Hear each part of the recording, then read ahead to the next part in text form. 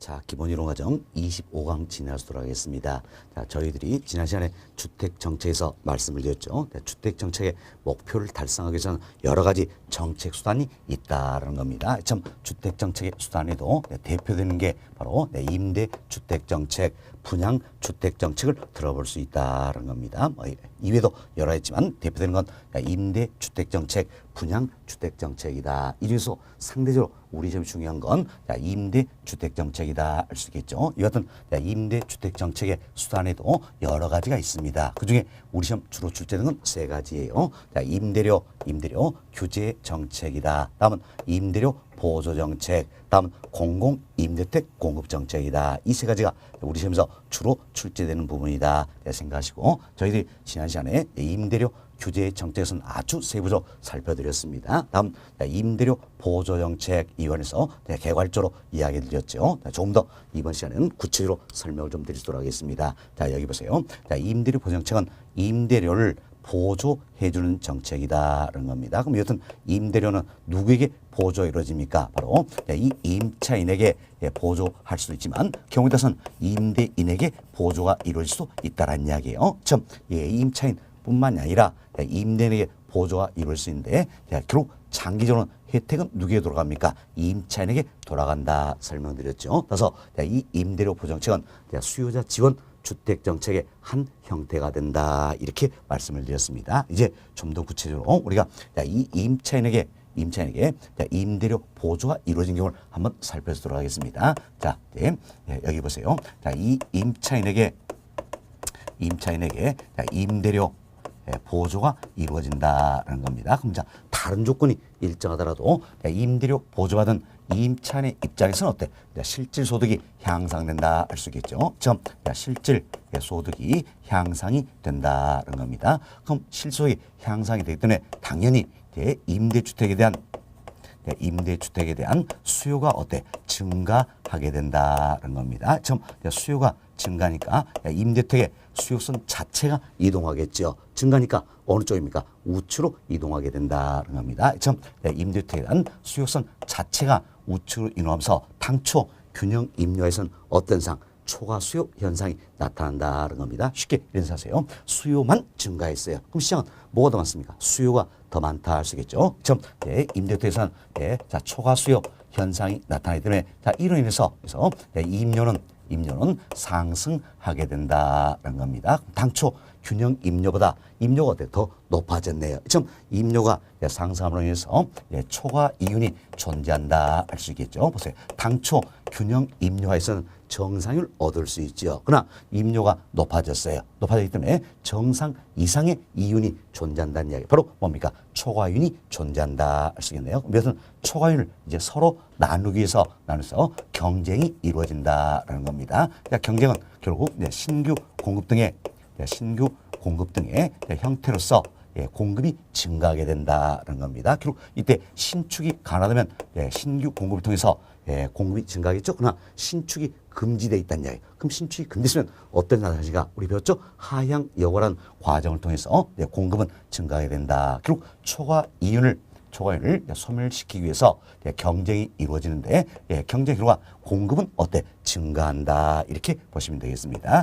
공급은 증가한다. 그러나 이 공급이 한없이 증가한 건 아니란 이야기예요. 항상 공급자들은 뭐로고자 합니까? 정상률을 얻고자 한다는 겁니다. 결국 공급이 증가하더라도 어떤 초과 이윤이 소멸되고 오로지 정상 이윤만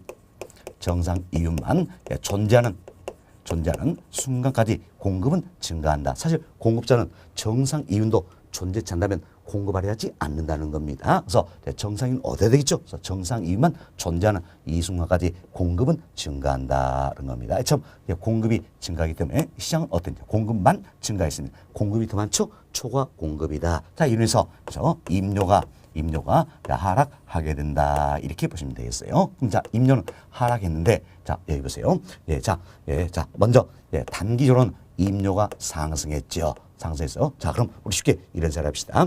당초 균형 임료가 P스타예요. 이것은 P스타는 균형 임료에서 어때? 정상 이윤을 얻게 된다는 이야기. 그렇지만 단기적으로는 피스타 이 균형 임료보다도 임료가 어때? 상승을 하게 된다. 그래서 피스타 이 임료보다도 임료가 상승했습니다. 상승해서 처음 P1 이와 같이 임료가 상승한다는 이야기. 그럼 이때 어때? 정상이윤 이상의 것을 얻을 수 있죠. 초과이윤이 존재한다라는 겁니다. 이 초과이윤을 소멸시키는 과정에서 어때?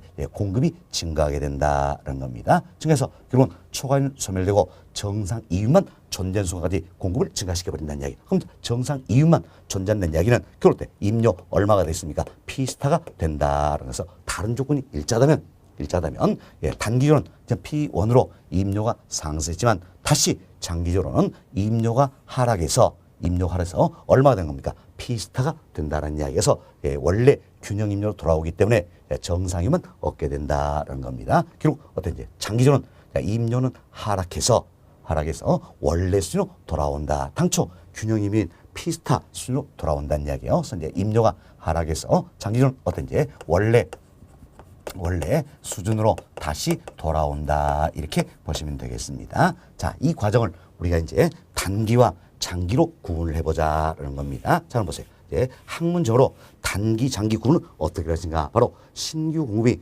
이루어질 수 있느냐 없느냐 이 차이예요. 자, 그래서 신규 공급이 이루어질 수 없는 짧은 기간 여기까지가 뭐가 됩니까? 단기가 되겠다라는 겁니다. 처음 신규 공급이 이루어질 수 없는 짧은 기간 여기까지가 단기가 되겠고, 다음 신규 공급이 가능한 충분히 긴 기간이 있죠. 바로 이 기간이 어때요? 장기가 된다. 이렇게 보시면 돼서 학문적으로 단기, 장기 구분 어떻게 합니까? 신규 공급이 이루어질 수 있느냐 없느냐 이 차이다라는 겁니다. 그럼 자, 여기 보세요.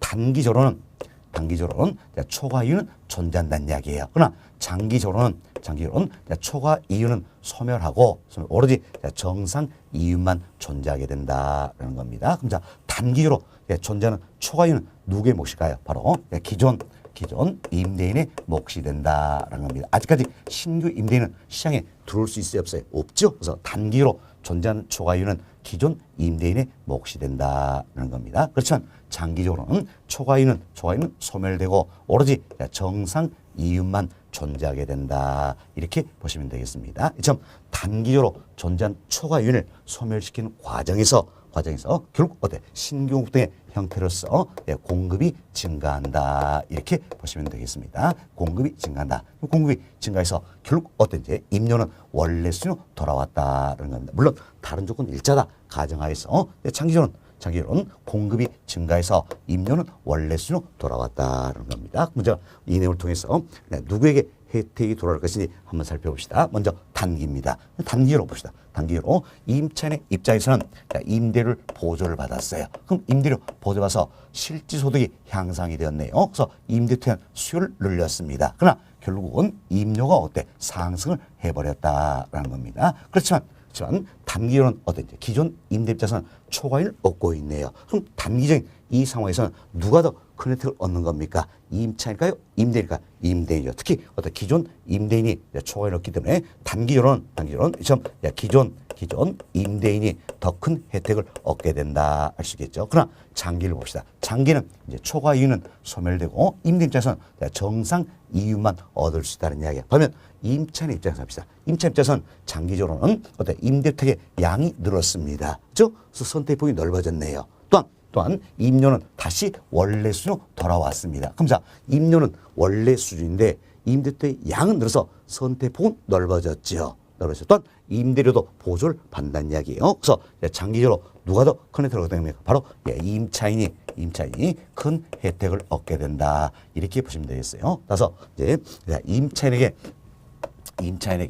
임대료 보조가 이루어졌습니다. 자, 이러면서 단기적으로는 기존 임대인이 더 큰 혜택을 얻는다 할 수 있겠지만 결국 장기적으로는 누구에게 혜택으로 돌아갑니까? 임차인에게 혜택이 돌아간다. 이렇게 생각하시면 되겠습니다. 됐습니다. 자, 이 정도 이해하시고 다음 여기 보세요. 이제 자, 이 임차인에게 임대료 보조가 이루어집니다. 그럼 임대료 보조를 해주면 임대료 보조받기 전보다 임차인 입장에서 만족도는 높아질까요? 낮아질까요? 높아지겠죠. 즉, 이 효용, 만족도는 높아진다. 이렇게 보시면 되겠습니다. 다음, 이제 임차인에게 임대료 보조가 이루어지면 자, 실질소득이 향상되었다 느끼기 때문에 자, 임대택의 수요만 증가한 게 아니란 이야기예요. 사과도 어때요? 하나 더 사 먹고자 한다. 따라서 임대택 수요만 증가한 게 아니라 바로 타재화의 자, 수요도 어때? 증가하게 된다라고 보시면 되겠습니다. 자, 이런 정도 이해하시면 되겠네요. 자, 여러분 교재 통해서 한 번 더 반복해 드립니다. 자, 교재 살펴봅시다. 자, 250페이지예요. 자, 250페이지는 상단의 편과로 2번. 자, 임차인에게 임대료 보조금을 지급할 경우다라는 겁니다. 자, 이처럼 임차인에게 임대료 보조가 이루어졌다라는 이야기요. 자, 박스 내용 한번 봅시다. 자, 박스 보니까 단기와 장기로 구분해서 효과를 설명하고 있는 내용이에요. 자, 먼저 단기입니다. 단기로는 임대료 보조 일 통해서 실질 소득이 향상이 되겠지요. 임차 입장에서는 실질 향상되니까 당연히 임대택의 수요가 증가한다는 겁니다. 이래서 임대택의 수요성이 우측으로 이동한다 그랬죠. 우측으로 된다. 우리 교재 어때? 우상향 이동이다. 이렇게 나와 있죠. 이건 여러분이 이런 생각하시면 되겠어요. 자, 여기 보시면 자, 이와 같은 수요성은 우하향하는 모습이죠. 공수는 우상향하는 모습이다. 이때 수요성 자체가 우측으로 이동한다는 이야기. 좀 수요성 자체가 우측으로 이동하는 건 결국 어때? 우상향 이동이다. 표현을 쓰겠죠? 자, 수요성 자체가 우측으로 이동하는 게 바로 우상향 이동이다. 그 이야기입니다. 자, 이로해서 당초 균형 임료에서는 어때? 초과 수요 현상이 나타나고 초과 수요 현상이 나타나고 임료는 어때? 상승하게 된다는 겁니다. 따라서 초과이 존재한데 단기로 존재하는 초과이는 누구의 몫입니까? 기존 임대인의 몫이다. 이 내용이에요. 다음은 이제 장기 한번 분석해 봅시다. 한번 장기 보시면 자, 장기적으로는 초과 이윤을 소멸시켰을 때 경쟁이 이루어진다. 그래서 경쟁은 신규 공동의 형태로서 경쟁이 이루어진다는 이야기예요. 그래서 신축이 가능하면 신규 공급이 이루어지죠. 그렇지만 신축이 금됐다. 이때는 뭡니까? 하향 여고가 이루어진다. 그래서 신규 등의 형태로서 경쟁이 이루어진다. 그럼 경쟁의 결과 임대택의 공급은 어때? 증가하게 된다. 그러나 한없이 증가한 건 아니라 했죠. 초과 이윤이 소멸되고 정상 이윤만 존재한 순간까지 공급은 지속된다. 이렇게 보시면 되겠습니다. 이러면서 결국 임료는 어떻습니까? 하락해서 다른 조건이 일자다. 가져간다면 원래 수준으로 돌아오게 된다는 겁니다. 결국 임대료는 원래 수준으로 돌아왔지만 임대택의 양은 어때? 증가해버렸다. 할 수 있겠죠? 자, 여기서 박스 이해하시고 다음 이걸 설명하는 게 동그라미 1번부터 내용입니다. 자, 동그라미 1번 봅시다. 자, 임대료 보조는 저소득층의 실질 소득을 증가시킨 효과를 초래한다. 자, 보세요. 임차인에게 임대료 보조를 해주면 당연히 임대료 보조는 임차인 때선 실질 소득이 향상이 된다라는 거지요. 자, 이래서 임대택의 수요를 증가시킨다. 자, 임대택의 수요가 증가한다 할 수 있겠죠. 기억 보세요. 자, 임대료 보조로 해당 주거 서비스가 정상적인 주거 서비스 소비가 증가한다. 이건 그럼 뭡니까? 주택의 수요가 증가한다. 이렇게 이해하시면 되겠습니다. 자, 다음 동그라미 2번 봅시다. 임대료 보조받은 저소득층 효용은 임대료를 보조받지 않은 경우보다 더 높아진다. 자, 효용, 만족도는 어때? 임대료 보조받게 되면 보조를 받기 전보다 만족도는 어때? 더 높아진다. 이렇게 보시면 되겠습니다. 다음 동그라미 3번 봅시다. 자, 정부에서 저소득층 시발 임대료 보조금을 주택 재화의 구입에만 사용하도록 하더라도 일반적으로 저소득층의 다른 재화의 소비량은 임대료 보조금 지급 전보다 늘어난다는 거죠. 우리 이런 이야기를 드렸어요. 자, 이 임차인에게 임대료 보조가 이루어지면 이 임차 입장에서는 실질소득이 향상이 되기 때문에 임대택 수요만 늘리는 게 아니라 사과도 어때? 하나 더 사먹고자 한다. 그래서 타재화의 수요가 어때? 증가한다. 이렇게 이해하시면 되겠습니다. 타재화의 수요도 증가한다라는 겁니다. 다음 동그라미 4번 봅시다. 자, 임대택의 수요 증가는 초과 수요 현상을 초래하므로 임대료가 어때? 상승하겠지요. 그래서 기존의 임대인은 초과인을 획득하게 된다. 따라서 단기로는 기존의 공급자, 기존 임대인이 어떻습니까? 오히려 더 큰 혜택을 얻게 된다 할 수가 있겠습니다. 자, 다음 동그라미 5번 봅시다. 임대료 보조금이 지급될 경우 다른 조건이 일자다 가정하는 겁니다. 저가택의 임대료는 즉 임대택의 임대료는 장기적으로 어때? 원래 수준으로 다시 돌아온다 그랬죠. 원래 수준으로 다시 돌아온다. 또한 시장 전체의 저가택 공급량 즉 임대택의 공급량은 어떻습니까? 증가한다라는 겁니다. 따라서 장기적으로는 누가 혜택을 보게 되는 겁니까? 바로 임차인이 큰 혜택을 보게 된다. 이렇게 생각하시면 되겠습니다. 자, 이렇게 해서 저희들이 이제 임차인에게 임대료 보조가 이루어질 때 정책 효과를 분석해 드렸습니다. 이런 정도 이해하시면 되겠습니다. 현재 이런 일이 하면 이 임대료 보조 정책 이관에서도 설명이 다 되었습니다. 다음 이제 공공 임대택 공급 정책입니다. 자, 일단 설명부터 들어보세요. 자, 공공 임대택 공급 정책이다. 이건 이렇게 이해하시면 되겠죠. 자, 공공이 즉 공적 주체가 임대택을 직접 공급하겠다라는 겁니다. 공공이 임대택을 직접 공급하겠다는 이야기가 무엇 때문이냐? 여러 가지 이유가 있습니다. 그 중에 하나를 설명을 드리면, 자, 우리 지난 시간에 배웠었죠. 자, 여기 보세요. 자, 임대 주택 시장에서 자, 수요 곡선은 우하향 모습이고 공선 우상향 모습이다. 그래서 수요만 하는 이 점에서 균형을 이루겠죠. 균형에 따라서 균형 임료는 P스타입니다. 이때 P스타라는 균형 임료가 지나치게 높다라고 판단이 되었어요. 그 지나치게 높다라고 판단돼서 P스타부터 낮은 P1의 최고역 상한을 설정했다. 그래서 임대료 규제가 이루어졌다는 이야기예요. 이로 해서 단기적으로는 기존 임차인 혜택을 얻겠지요. 그렇지만 장기적으로는 임대차이 더욱더 심화되는 부작용을 초래하게 된다는 겁니다. 무엇 때문일까요? 바로 민간 임대업자는 정상률 얻으려 하기 때문이다라는 겁니다. 그래서 공공이 이래서 합니다. 좋다. 니네 민간 임대업자들은 피스타 이거 받아서 정상률 얻으라는 이야기예요. 대신 내가 직접 공급하면서 더 낮은 임료로 공급해버리겠다라는 겁니다. 따라서 공공이 임대택을 공급할 때는 시장 형성된 균형 임료보다 더 낮게 공급한다. 이걸 잘 이해하셔야 됩니다. 자, 공공이 임대택을 공급할 때는 시장 형성된 균형 임료보다 더 낮게 공급을 하겠다라는 겁니다. 더 낮게 공급을 하기 때문에 임료가 이완화되고 시장이 둘로 나눠진다라는 겁니다. 보세요. 민간 임대업자들은 임료 얼마 받습니까? P스타. 그러나 공공은 임료 얼마 받습니까? P1. 임료가 이완화된다. 이중 가격의 문제가 되기 때문에 시장이 둘로 쪼개진다는 이야기예요. 그래서 이제 민간 임대업자에서 임대택 공급된 시장을 우리 흔히 사적 시장이다 이렇게 이야기합니다. 그럼 사적 시장에서는 임료가 얼마입니까? P스타 이게 적용이 되겠죠. P스타. 그렇지만 이제 공공에서 임대택 공급된 시장을 우리가 이제 공적 시장이다라고 이야기합니다. 또는 공공 시장이다 이렇게도 표현하기도 합니다. 그렇죠? 공적 시장에서는 임료가 예를 들어서니까 P1이네요. P1이다. 임료가 이완되면 시장이 줄로 쪼개지게 된다라는 겁니다. 자, 그럼 보세요. 공적 시장에 참여한 임차인 입장에서는 사적 시장에 참여한 임차인보다도 이 크기만큼 임대료가 낮아졌다는 이야기야. 왜?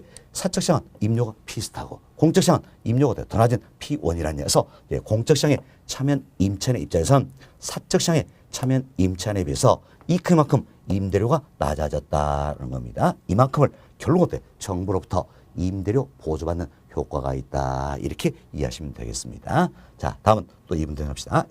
공공이 임대택을 공급하는 방법이 또 여러 가지 있다는 이야기요. 자, 예를 들어서 이제 한국토지주택공사입니다.처럼 한국토지주택공사다. 자, 이를 통해서 신규의 임대택을 공급할 수 있겠죠. 그래서 공사가 임대택을 직접 짓는다는 이야기예요. 직접 지어서 공급할 수가 있다는 겁니다. 자, 이런 게 건설 임대주택이다 할 수 있겠죠. 그렇지만 또 이런 경우도 있겠죠. 공사가 기존에는 다가구택을 매입을 합니다. 근데 과거에 다가구택 매입 많이 했습니다. 다가구택 매입해서 이걸 임대용으로 쓰겠다는 이야기야. 이런 게 바로 매입 임대주택이다라는 겁니다. 결국 공적체가 공급하는 임대주택에는 건설 임대택 이것만 있는 게 아니라는 이야기예요. 매입 임대택 등등 여러 가지 유형이 있다. 이런 정도로 여기서 공공 임대택 공급 정책에서는 의 정도만 이해가 되시면 되겠습니다. 자, 그럼 이제 교재 통해서 한 번 더 살펴드립니다. 자, 여러분 교재 253페이지를 보세요. 자, 253페이지 보시면 양호 3번 하단에 양호 3번 공공 임대택 공급 정책이다 소개했죠. 네, 본과에서는 의 정도만 이야기 드렸습니다. 편거로 1번 보세요. 편을 보시면 자, 첫 번째 공공 임대택 공급 정책은 공공문이 시장 임대료보다 낮은 수준의 임대로 예, 이분이 포인트죠. 자, 공공이 임대토 공급 때는 시장 형성되는 균형 임료 이보다 어때? 더 낮은 수준의 임료로 공급한다. 더 낮은 수준이다. 이걸 잘 이해하셔야 그랬지요. 그래서 낮은 수준의 임대료로 공공 임대택을 직접 공급하는 형체를 말한다는 겁니다. 결국 공공 임대택 공급 자체는 공공이 임대택을 직접 공급하니까 당연히 때 직접적 개입 방법의 하나가 된다. 이렇게 보시면 되겠습니다. 자, 다음 질문 봅시다. 또한 저소득층의 주거와 사회복지 서비스를 연계시켜 서민 주거 안정과 자활 유도하기 위해 다가구택 매입 임대사업도 시행을 하고 있다는 겁니다. 그래서 우리가 이런 했죠. 이 공공이 공공의 임대택에는 건설 임대택 이것만 있는 게 아니라 어때? 매입 임대택이도 있다. 이렇게 생각하시면 되겠습니다. 됐습니다. 자, 이거 보시고 그 아래 편가로 2번 보세요. 자, 공공 임대택 유형이다 소개되고 있는데 첫 번째로 봅시다. 국가나 지자체가 공급하고 있는 공공 임대택 유형에는 어때? 공공 건설 임대택 이것만 있는 게 아니라 공공 매입 임대택 뭐 등등등이 있다. 이렇게 이해해 놓으시면 되겠습니다. 이 정도 이해를 좀 해주시고요. 다음 여름 교재 255페이지를 한번 보세요. 자, 255페이지 보시면 편가로 4번 공공 임대택 공급이다. 그래서 정책적 효과가 나와 있는 부분입니다. 여기서 우리 간단히 몇 가지 말씀드렸는데 동그라미 2번에 기억번 한번 보세요. 동그라미 2번에 기억번 보시면 찾으셨나요? 예, 동그라미 2번에 기억번 보시면 자, 255페이지예요. 정부의 공공 임대택 공급은 임대료에 대한 이중 가격을 형성한다. 뭐 때문입니까? 바로 정부가 공공이 임대 공급할 때는 시장 형성되는 균형 임료보다 낮게 공급한다 그랬지요. 근데 이중 가격이 형성이 된다는 겁니다. 그래서 공공 임대택 거주자들은 사적 시장과의 임대료 차이만큼 정부로부터 보조를 받는 효과가 나타난다라는 겁니다. 한번 동일한 내용이에요. 살짝 말을 바꾼 거죠. 정부가 저소득층의 주거안정을 공급하는 국민 임대택의 임대료가 시장 임대료보다 낮다는 이야기예요. 그럼 임대료 차이만큼 임차 가구에게 주거비를 어때? 보조하는 효과가 있다 할 수 있겠죠. 자, 이런 정도 이해가 좀 되시면 되겠습니다. 자, 이렇게 해서 저희들이 이제 공공 임대택 공급 정책도 다 이야기를 드렸습니다. 그래서 이제 본 기본과 다루게 될 임대 주택 정책 관련해서 설명을 다 드렸는데 뭐 대표적인 정책선 세 가지 이야기 드렸죠. 임대료 규제 정책, 다음 임대료 보조 정책, 공공 임대택 공급 정책이다 생각하시고 제가 말씀드린 내용 중심으로서 복습이 좀 되시면 되겠습니다. 자, 이렇게 해서 저희들이 이제 임대 주택 정책선 정리가 되었고 다음은 여러분 교재 258페이지 보세요. 258페이지는 네 번째부터 분양주택 정책이다 소개되고 있죠. 자, 이 부분은 저희들이 심화 과정에서 간략하게 다뤄도 될 부분이에요. 넘어갑니다. 자, 3절 주택정책 마무리가 다 되었고요. 다음은 여름교재 259페이지입니다. 자, 259페이지 보시면 하단에 4절 조세정책이다 소개되어 있죠. 이것은 조세정책도 저희들이 심화 과정에서 다룰 내용이다. 이렇게 생각하시면 되겠습니다. 자, 그래서 조세정책은 심화 과정에서 다뤄드릴 예정이고요. 예, 자, 이렇게 본다면 결국 우리 교재 5장 부동산 정책론은 마무리가 다 되었다는 겁니다. 이제 5장 정책론은 기본인 과제에서는 여기까지 여러분께 설명을 좀 드리고자 합니다. 다음은 6장으로 넘어가도록 하겠습니다. 자, 6장 여러분 교재 273페이지예요. 273페이지는 6장 부동산 투자론이다 소개되어 있는데 이 투자론 이분도 굉장히 중요한 부분입니다. 뭐 달리 중요한 건 아니에요. 그만큼 우리 시험에서 출제가 많이 되기 때문이다 생각하시면 돼요. 그렇지만 투자론 이분이 또 상당히 어렵게 느껴지는 부분입니다. 그래서 설명을 잘 듣고 이해하시려고 노력을 좀 해보시기 바라겠습니다. 투자론 이분은 최근 5년 동안 우리 시험에서는 적게는 5문제에서 많게는 7문제 이렇게 출제된 영역입니다. 지난 시험도 예상처럼 7문제 출제가 되었지요. 따라서 이번 시험은 6문제에서 많게는 7문제 출제될 것이다 예상된 영역이다. 이 시험 출제 문항수가 많기 때문에 중요하다는 겁니다. 그래서 많은 시간 할애해서 설명을 좀 드리고자 합니다. 자, 잘 듣고 이해하시려고 노력을 좀 해보자라는 거죠. 우리 교재는 1절부터 6절까지 6개 절로 구성이 되어 있습니다. 자, 1절은 부동산 투자와 투기에 대해서, 2절은 부동산 투자에 따른 위험과 수익에 대해서, 3절은 포트폴리오 이론, 4절은 화폐 시장 가치, 5절은 현금 예측 및 분석 과정에 대해서, 6절은 이제 투자의 타당성이 있다 없다 분석하는 과정을 다루고 있습니다. 우리 시험은 모두가 이제 출제 대상이 되고 있다. 어느 하나 안중한 본이 없습니다. 그래서 하나씩 이제 살펴보도록 하겠습니다. 자, 먼저 1절 부동산 투자와 투기다. 교재 273페이지입니다. 투자와 투기다 소개되고 있죠. 자, 2번 펴놓으시고 자, 설명을 좀 들어보시기 바라겠습니다. 자, 우리 쉽게 자, 이런 예를 한번 들어봅시다. 내가 현재 10억을 가지고 있습니다. 자, 이제 10억을 가지고 있다라는 이야기야. 그럼 이 10억 일 가지고 여러 가지 경쟁을 할 수가 있다라는 겁니다. 먼저 10억 가지고 어떻습니까? 이제 자, 명품 가구를 사고자 한다. 또 명품 핸드백 사고자 한다라는 겁니다. 뭐 때문에 옆 사람에게 자랑하기 위해서다 할 수 있겠죠. 이와 같은 경쟁을 할 수가 있다라는 이야기예요. 다음 이 10억 가지고 A 회사에 주식을 사고자 한다는 겁니다. 뭐 때문일까요? 이 주식을 사서 1년 동안 보유하고 있다. 처음을 하면 2억 원의 수익이 기대되기 때문이다라는 겁니다. 그럼 자, 이 같은 2번 행위 자체는 어땠지? 기대된 수익 2억을 얻고 쓰더라도 쓰겠다라는 겁니다. 다음 또 이제 3번 자, 이 가진 10억 일 가지고 이제 임대용 부동산을 취득하겠다는 이야기예요. 즉 임대용 부동산을 취득해서 1년 동안 임대를 하겠다라는 겁니다. 역시 무엇 때문입니까? 2억 원의 수익이 기대되기 때문이다라는 겁니다. 이때도 마찬가지예요. 기대되는 수익인 2억 이걸 얻고 쓰더라도 쓰겠다라는 겁니다. 이처럼 가져온 돈 10억 일 가지고 우리가 여러 가지 경쟁을 할 수가 있다는 겁니다. 먼저 우리 1번부터 한번 살펴봅시다. 1번 보세요. 1번은 자, 가진 10억 일 가지고 명품 가구를 사는 거지요. 그럼 현재 소비한다 할 수 있겠죠. 현재 소비한다. 이는 확실합니까? 불확실합니까? 확실하다는 이야기예요. 그래서 확실한 자, 현재의 소비다 할 수 있겠지요.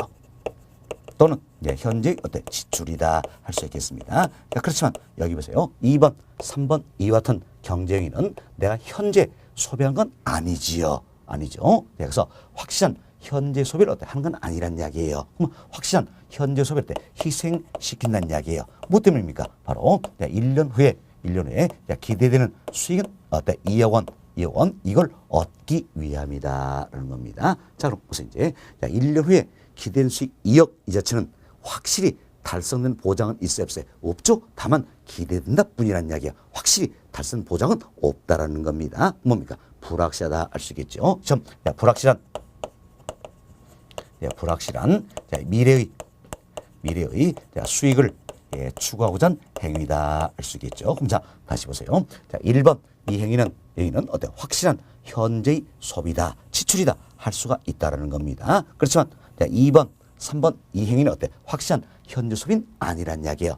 확실한 현재 소비를 희생시키겠다. 뭘 위해서? 바로 불확실한 미래 수익, 즉 2억 원 이걸 얻기 위함이다라는 겁니다. 이처럼 확실한 현재 소비를 희생시킨 대가로 인해서 불확실한 미래의 수익을 추구하고자 하는 행위가 있다는 이야기예요. 이 행위를 가르쳐서 바로 우리가 뭡니까? 투자다 이렇게 이야기하는 겁니다. 그래서 투자는 것은 확실한 현재 소비를 희생시킨 대가로 인해서 불확실한 미래의 수익을 추구하고자 하는 행위다 이렇게 보시면 되겠어요. 그럼 자, 우리 세 가지 사례를 말씀드렸죠. 자, 1번 이 사례는 투자다 할 수 있어요, 없어요? 없다라는 겁니다. 없다. 바로 뭐가 됩니까?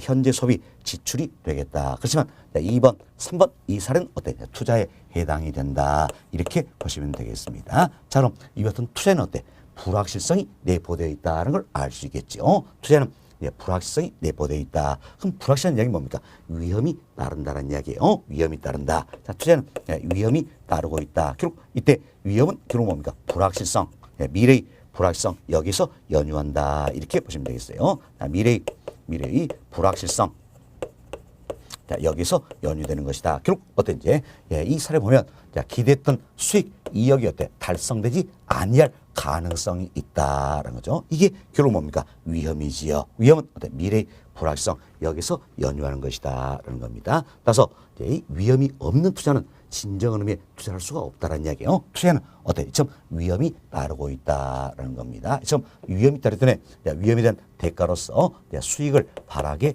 된다라는 겁니다. 위험이 대가로서 수익을 바란다. 앞으로도 배우겠지만 이 수익에는 크게 두 가지가 있습니다. 두 가지가 봤는데 하나는 어때? 시간에 대한 보상이 포함되어 있고 또 하나는 이처럼 위험에 대한 보상이 포함이 되어 있다라는 겁니다. 자, 이건 다음 시간에 아마 다루게 될 거예요. 참고하시고. 자, 그럼 여기 보세요. 이제 우리가 다른 일자인데 위험이 커지면 커질수록 자, 이처럼 위험이 커지면 커질수록 투자자들이 바라는 수익은 어떻습니까? 더 많아진다 할 수 있겠죠? 자, 사실 보세요. 위험이 클수록 투자자들 더 많은 걸 바라게 된다는 겁니다. 그래서 위험과 수익과의 관계를 살펴보니까 어떤 관계 있습니까? 비례 관계에 있다라는 걸 알 수 있겠죠. 참, 위험과 수익 관계는 비례 관계에 있다는 겁니다. 이걸 가려서 우리가 뭐라 표현하냐? 바로 위험, 수익의 상쇄 관계다 이렇게 이야기합니다. 위험 수익의 상쇄 관계다. 그런데 자, 여기 보세요. 제가 이 위험 수익 이 가운데 이 부를 하나 넣어드렸어요. 우리 교재 종종 이 부호가 들어있습니다. 이건 빼기는 뜻이 아니에요. 여기서는 빼기는 뜻이 아니라 바로 이 명사와 명사를 연결시키는 하나의 고리 역할하는 것이다. 이렇게 생각하시면 되겠습니다. 선이 하이픈 이렇게 표현하는데 신경 쓰지 마시고 이건 명사와 명사를 연결시키는 고리 역할한다 생각하시고 다음 여기 보세요. 상쇄 관계라는 게 있어요. 상쇄 관계다. 이건 뭡니까? 결국 상쇄시켜버린다. 없애버린다 그 뜻이에요. 그럼 자 보세요. 뭔가 안 좋은 게 있으면 좋은 게 나와서 이걸 어때? 없애버린다. 이런 의미가 되어 있죠. 그래서 근본적으로 상쇄 관계는 어때? 반비례 관계입니다. 근본적으로 상쇄 관계는 반비례 관계다. 그렇지만 위험 수익의 상쇄만큼 내용이 달라진다는 이야기. 왜? 위험이 이처럼 커지면 클수록 좋아요, 안 좋죠. 그럼 위험이 클수록 안 좋다는 이야기예요. 이걸 어때? 수익으로서 커진 수익으로서 없애버리겠다 그 이야기지요. 그래서 위험 수익의 상쇄만큼은 어떤 겁니까? 비례 관계다. 그래서 일반적인 현상과 좀 차이가 있기 때문에 우리 시험에 종종 출제되고 있다. 이렇게 보시면 되겠습니다. 자, 다시 보세요. 자, 이 위험이 커지면 커질수록 투자자들이 바라는 수익은 더 많아진다는 겁니다. 그래서 위험과 수익 관계는 어떤 관계에 있다? 비례 관계에 있다. 이를 가려서 우리가 뭡니까? 위험 수익의 상쇄 관계다. 이렇게 표현한다는 겁니다. 결국 위험 수익의 상쇄 관계는 자, 반비례 관계입니까? 비례 관계입니까? 비례 관계에 있다. 잘 이해하셨죠? 그래서 이제 위험 수익의 상쇄 관계는 비례 관계에 있다. 위험과 수익 관계는 비례 관계에 있다. 이렇게 잘 기억하시라 그랬습니다. 일반 전사와 좀 차이가 있기 때문에 우리 시험 종종 출제가 되고 있다. 그래서 위험 수익의 상쇄 관계는 위험과 수익 관계는 비례 관계에 있다. 이렇게 잘 기억을 좀 해놓으시면 되겠습니다. 자, 다음 여기 보세요. 이제 우리가 사례로 듣던 2번, 3번 모두가 어때? 투자에 해당한다 그랬지요. 그럼 이때 투자의 대상이 무엇이냐? 여기에 따라서도 구분이 되고 있다는 겁니다. 그럼 2번 사례 같은 경우는 A 회사 주식이다. 투자의 대상이 어때? 주식이죠. 주식. 이와 같은 경우를 우리가 흔히 주식 투자다 이렇게 표현할 수 있겠지요. 그럼 3번 사례 보세요. 3번 사례 보시면 투자의 대상이 뭡니까? 바로 임대용 부동산이다 알 수 있겠죠. 그렇죠? 투자의 대상이 부동산이다. 이런 의미에서 3번 사례는 어때? 부동산 투자가 된다라는 겁니다. 결국 우리가 관심 갖는 건 뭡니까? 부동산 투자 이 부분이죠. 그래서 부동산 투자란 투자의 대상이 부동산인 경우다 이렇게 생각하시면 되겠습니다. 그럼 이와 같은 부동산 투자는 크게 3단계 과정처럼 이루어진다라는 겁니다. 자, 여기 보세요. 부동산 투자는 크게 3단계 과정에서 이루어진다는 이야기예요. 먼저 우리가 임대용 부동산 어때? 취득을 하는 거지요. 임대용 부동산을 취득을 한다. 그리고 어때? 임대업이라는 운용의 과정을 거치게 된다. 할 수 있겠죠. 그래서 운용의 가장 대표적인 예가 바로 임대업입니다. 임대업에서 우리는 임대업 중심으로 이야기할 겁니다. 그래서 이 임대업이란 운용의 과정을 거치게 된다. 그래서 임대부동산을 취득하고 임대업이란 운용의 과정을 거친 후에 어때? 이제 일정이 경하면 임대업 접고 취득된 임대용 부동산을 어때? 처분을 하게 된다라는 겁니다. 이처럼 부동산 투자는 취득 그리고 운용 처분 3단계 과정으로 이루어진다라는 겁니다. 자, 이처럼 취득, 운용, 처분의 과정이 이루어진데 이때 운용의 과정을 통해서 어떤 이득을 얻어볼 수 있겠죠. 이때 운용의 과정에서 얻을 수 있는 이득을 우리가 어떤 소득 이득이다 이렇게 이야기합니다. 소득 이득이다. 뭐 대표로 임대료 들어볼 수 있겠네요. 자, 다음은 보세요. 처분의 과정을 통해서 또 이득을 얻어볼 수 있겠죠. 처분의 과정을 통해서 얻을 수 있는 이득을 가리켜서 우리 이제 자본 이득이다 이렇게 이야기하는 겁니다. 자본 이득. 뭐 대표로 매매 차익, 양도 차익 들어볼 수가 있다라는 겁니다. 자, 그럼 어떻게 부동산 투자는 이처럼 운용의 과정이 내포되어 있기 때문에 결국 자본이득뿐만이 아니라 소득이득까지도 얻어볼 수 있다는 이야기. 자본이득뿐만이 아니라 소득이득까지도 얻어볼 수 있기 때문에 다른 투자 대상에 비해서 그래서 수익성은 높다 할 수 있겠죠. 수익성은 높다라는 겁니다. 다음 부동산은요. 부동산은 물리적으로 안정적인 투자 수단이 되는 겁니다. 왜? 도난이나 멸실 위험이 거의 없다. 물론 화재가 발생하거나 지진이 난다. 이 같은 경우는 예외가 되겠지만 도난 멸실의 위험은 없기 때문에 거의 없기 때문에 물리적으로 안정적인 투자 수단이다. 그래서 안전성도 높다 할 수가 있겠습니다. 그렇지만 부동산은 워낙 고가의 상품이기 때문에 현금으로 전환하는 게 쉽습니까? 그렇습니까? 어렵다라는 이야기예요. 참 현금으로 전환하기 어렵다는 겁니다. 자, 현금으로 전환할 정도를 우리가 환금성 이렇게 표현하죠. 또는 유동성이다. 좋습니다. 그럼 환금성은 매우 낮은 상품이다. 이렇게 보시면 되겠습니다. 그렇죠? 부동산 투자 일통에서 수익성이 높다. 안전성이 높다는 건 대표적인 투자의 장점이 되겠죠. 그러나 환금성이 낮다는 건 하나의 단점이 된다. 이렇게 생각하시면 되겠습니다. 자, 이외에도 여러 가지 장단점이 있습니다. 우리 교재 통해서 하나씩 더 살펴보도록 하겠습니다. 자, 이제 교재 한번 보겠습니다. 자, 여러분 교재 273페이지 보세요. 자, 교재 273페이지 보시면 자, 1번 챕터 부동산 투자가 나와 있죠. 양과로 1번 첫 번째 줄입니다.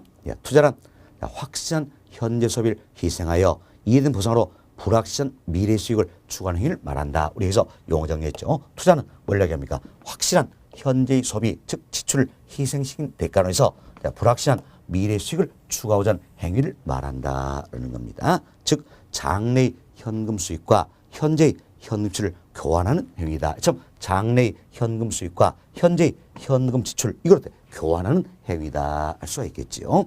자, 이러한 투자의 대상이 부동산일 경우 부동산 투자라지요. 그래서 부동산 투자는 취득, 자, 운용, 처분의 3단계로 이루어진다는 겁니다. 또 1번 부동산 투자는 미래에 대한 불확실성이 내포됐으며 위험이 따른다. 자, 위험이 따른다 그랬죠? 따른다. 이건 뭡니까? 미래가 불확실하기 때문이다라는 겁니다. 자, 또 2번 부동산 투자에 따른 수익에는 이러한 위험에 대한 보상과 시간에 대한 보상이 포함된다. 자, 이 수익에는 뭡니까? 자, 위험에 대한 보상 그리고 시간에 대한 보상 두 가지가 반영이 되어 있다는 겁니다. 이는 다음 시간에 더 구체적으로 이야기 드린다 그랬습니다. 다음 또 3번.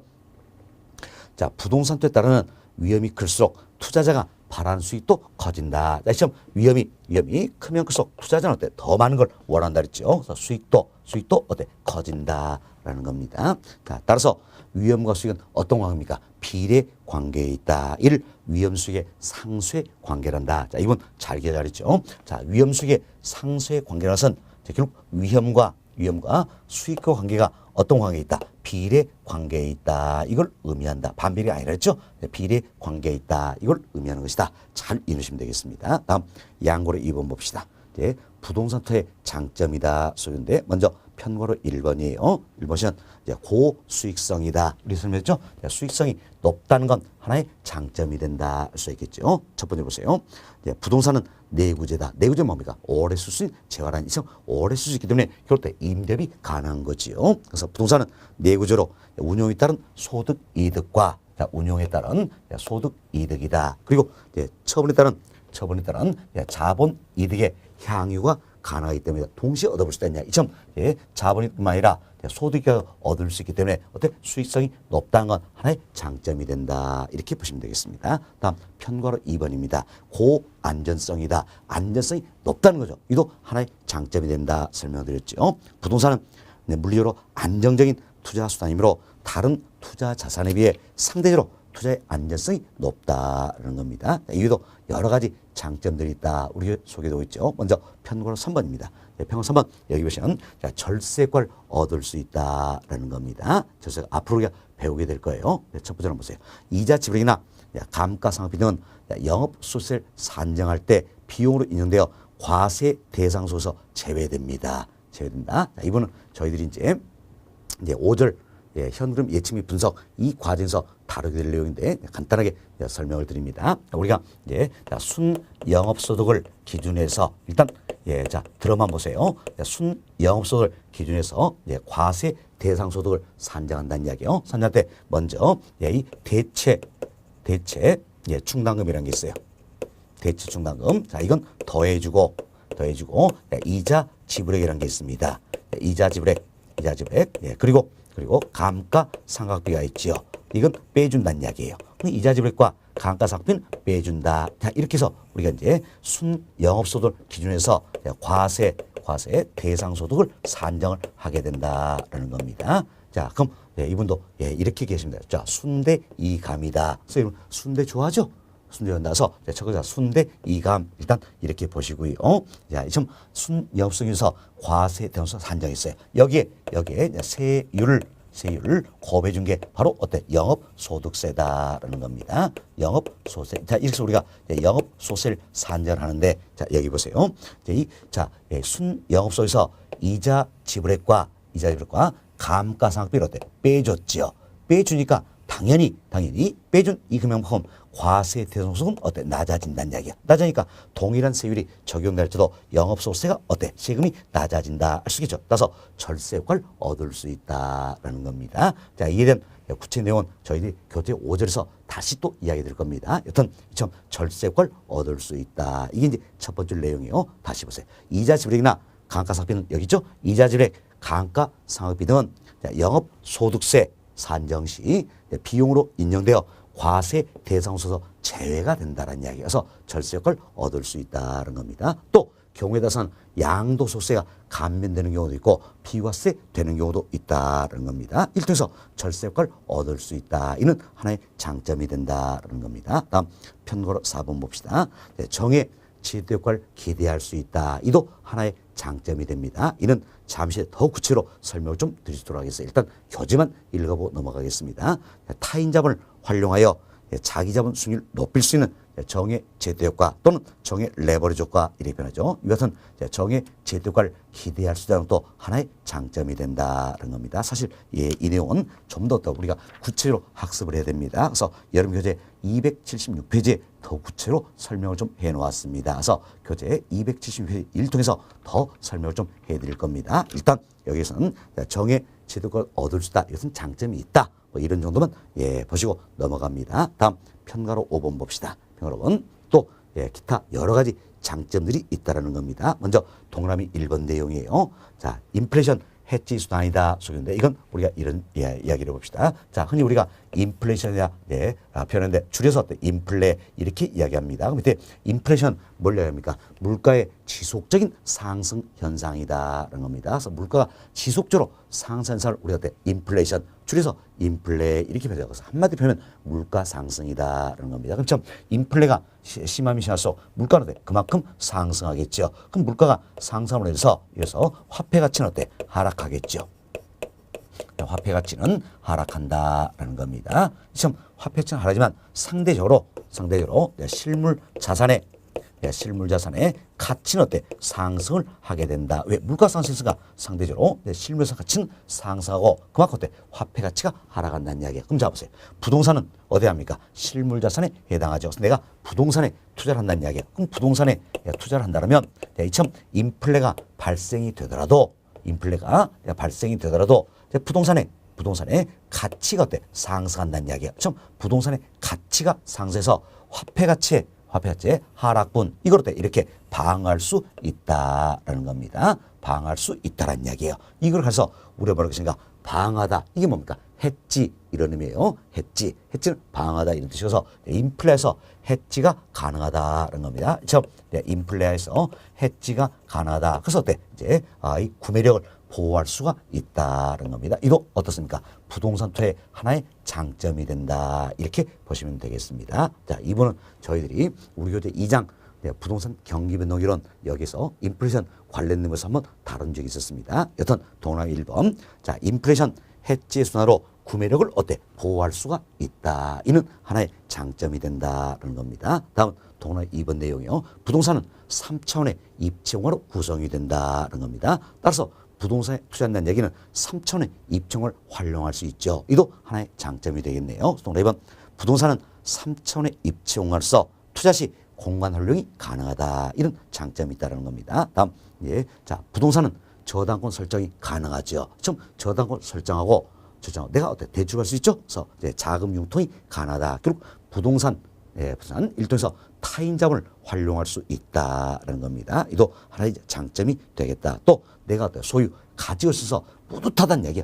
심적인 만족감을 얻을 수 있다. 이 같은 장점도 있다. 뭐 기타 여러 가지 장점들이 있다 생각하시고 대표로 우리 몇 가지 말씀드렸습니다. 자, 먼저 자, 수익성이 높다는 건 하나의 장점이었죠. 다음 안전성이 높다는 것도 하나의 장점이었습니다. 다음 절세 효과를 얻을 수 있다. 정의 제도 효과를 기대할 수 있다는 겁니다. 또한 인플레이션 해지 순환에서 구매력을 보호할 수 있다. 다음 공간을 활용할 수 있다. 그죠? 다음 자금을 융통할 수 있다. 등등 여러 가지 장점이 있다 생각하시고 그 아래 보충학습 박스 보시면 자, 소득 이득과 자본 이득이다. 자, 우리가 여기서 설명했던 내용이지요. 자, 운용의 과정 통해서 얻을 수 있는 게 소득 이득이지요. 다음 처분의 과정 통해서 얻을 수 있는 게 자본 이득이다. 그래서 소득 이득, 자본 이득에 대한 용어 설명이 보충학습 박스에 되어 있는 겁니다. 이거는 참고로 여러분들이 읽어보셔도 될 내용이에요.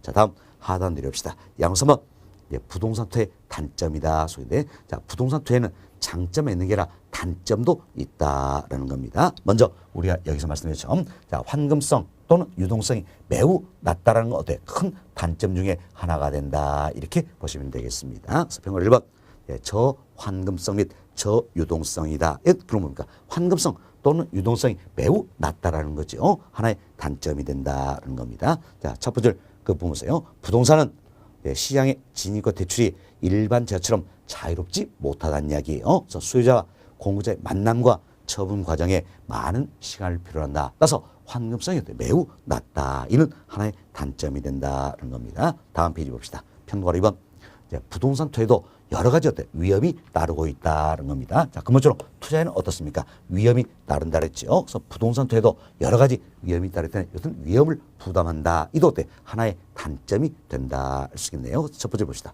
부동산 투자 관련된 다양한 기술적, 경제적, 법률적 제약 요인에 의하여 위험이 큰 단점이 있다. 결국 위험이 따르는 것도 하나의 단점이다. 이렇게 보시면 되겠습니다. 다음 평론 3번 거래비용이 많다는 것도 하나의 단점이 될 수 있겠네요. 사실 우리가 이제 거래비용이다. 그럼 어때? 자, 공인사 수수료 이것만 생각하시는 경우인데 그게 아니에요. 공인사 수수료뿐만이 아니라 등기비용이라든지 각종 세금들도 모두가 거래비용에 해당된다는 겁니다. 자, 보세요. 내가 취득 시에 취득세 내겠지요. 그렇죠? 또 취득 시에 등기비용도 발생한다는 이야기야. 이 같은 게 모두가 거래비용에 해당합니다. 그럼 이걸 생각한다면 다른 투자 자산에 비해서 거래비용은 많다라는 거죠. 하나의 단점이 될 수 있다는 겁니다. 그래서 평론 3번. 자, 부동산 투자는 다른 투자 자산에 비하여 중개 수수료, 등기비용, 각종 세금 등이 발생하죠. 그래서 거래비용이 많이 소요된다. 이도 하나의 단점이 된다는 겁니다. 다음 평가로 4번 봅시다. 기타 또 여러 단점이 있겠지만 봅시다. 동아리 1번 부동산 투자는 다른 투자 자산에 비하여 경영 관리에 따른 부담이 있다는 이야기요. 자, 보세요. 부동산 투자는 취득, 운용, 처분의 과정이 이루어진다. 이때 운용의 과정을 통해서 내가 지속적으로 소득 이득을 얻기 위해서는 그만큼 어때? 관리가 따라야 된다라는 겁니다. 그것도 하나의 단점이다 할 수 있겠죠. 다음 동그라미 2번 부동산 투자는 다른 투자 자산에 비해서 법적 제한이 많다는 이야기예요. 또한 법률 관계도 복잡하다. 이도 하나의 단점이 될 수 있겠죠. 다음 동그라미 3번 부동산 투자는 다른 투자 자산에 비해서 시장에서 정보 수집이 어렵다는 이야기예요. 왜? 부동산 시장에서 거래 내용을 알리려고 합니까? 안 합니까? 안 하죠. 거래의 비공개성이다. 이 같은 우리 시장의 특성 배웠죠? 거래 내용을 알리지 않는다는 이야기예요. 자, 이로 인해서 부동산 시장에서 어때? 정보를 취득하는 게 어렵다는 이야기예요. 이도 하나의 단점이 될 수 있다는 겁니다. 다음 동그라미 4번 예, 동사법 우리가 정책편에서 외부 효과 이걸 배웠습니다. 자, 이 외부 효과는 뭐냐 합니까? 외적인 요인에서 쉽게 표현하면 외적에서 대상으로서 같이 영향을 주는 게 외부 효과다 알 수 있겠죠. 그래서 이제 외적인 요인에서 예, 대상선이 어떻습니까? 좀 긍정적인 영향을 받는다면 이걸 어떻게 해요? 정의 외부 효과다 할 수 있겠죠. 반면 부정적인 예, 영향을 받는다냐 이건 뭡니까? 부의 외부 효과다 할 수 있겠죠. 좀 긍정적인 영향을 받을 수 있다. 정의 외부 효과가 나타날 수 있다는 건 하나의 장점이 되겠죠. 그래서 부정적인 영향을 받는다. 그래서 부의 외부 효과가 나타날 수 있다. 이는 뭡니까? 하나의 단점이 된다. 이렇게 보시면 되겠죠. 그래서 우리 교재 동사범 부의 외부 효과가 발생할 가능성이 있다. 이는 어때? 하나의 단점이 된다. 이렇게 보시면 되겠어요. 반면 우리 교재는 안 나왔지만 정의 외부 효과를 얻을 수 있다. 이건 어때? 하나의 장점이 된다. 이렇게 참고하시면 되겠습니다. 됐습니다. 뭐 이외에도 여러 가지 단점들이 있지만 뭐 이런 정도 이해하시면 되겠습니다. 그래서 투자에도 여러 가지 단점들이 있더라. 먼저 환금성 또는 유동성이 매우 낮다는 건 대표적인 단점이 되겠지요. 이도 위험을 부담하고 있다. 거래비용이 많다. 뭐 기타 여러 가지 단점들이 있다. 이렇게 보시면 되겠습니다. 자, 이렇게 해서 저희들이 이제 부동산 투자의 의의라든지 장점, 단점 여기까지는 말씀을 드렸습니다. 그리고 여러분 교재 276페이지를 보세요. 자, 276페이지는 양고로번 7회 때 효과다 나와 있죠. 조금 전에 저희 이런 말씀 드렸습니다. 자, 정의 지혜 효과를 기대할 수 있다. 큰 장점 중에 하나다 이야기 드렸죠. 이와 관련된 내용이 되는데 이분은 내용이 좀 많습니다. 그래서 다음 시간에 더 구체로 설명을 좀 드리도록 하겠습니다. 이번 시간 여기까지 말씀을 좀 드리고자 합니다.